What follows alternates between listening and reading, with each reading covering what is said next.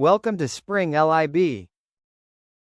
All right, we've got to choose reagents for the following reactions, or for the following reaction, I should say. We want to take this alkene and turn it into a diol.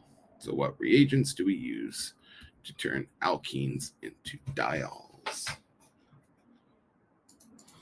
That's osmium tetroxide.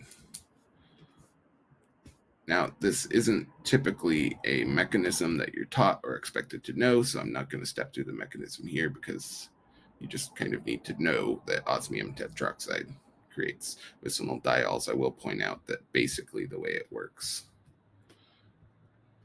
is that you get something like this.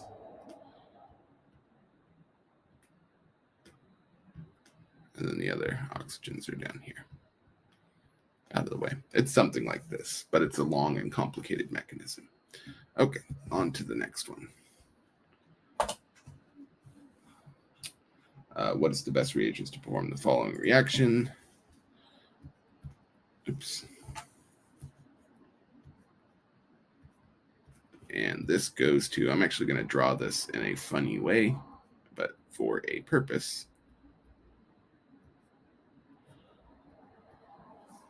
Actually, let's do it a little differently.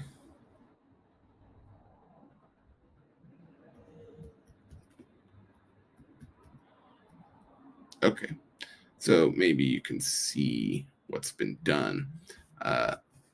This is performed with, it's called ozonolysis. It's also typically you use dimethyl sulfide along with the ozone, right? But functionally, what's happening is anywhere you have a double bond, you're going to cut it in half, and you're going to put an oxygen on each end of it. So hopefully that makes sense.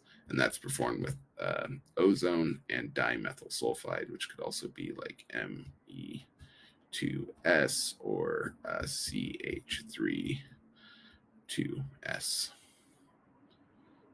Okay. And the last one we're going to take, it's basically the same, very similar. So just let's have a quick. So this reaction is that we take bromine gas, Br2, and we end up with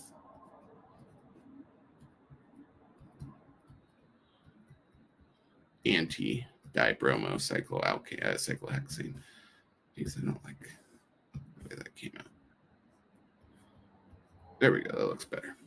Okay. How is this performed? Or really what they want to know is the key structural intermediate. Get this out of the way so we can show basically what happens is that we'll have the two bromines, okay, and that this bromine will have a lone pair. So the double bond will attack bromine while at the same time this bromine is attacking this carbon. And so what we end up with is this, and at the same time this bromine leaves. So what we end up with is a positively charged bromine, which has a bond each way to these carbons, okay? And it is at this point that Br minus will come in and attack one side and release the other side with the bromine, which is why we get this anti-arrangement. So the key intermediate is this, right? It may or may not include the arrow pushing, but this is the important intermediate. This is called a bromonium ion. Bromonium ion.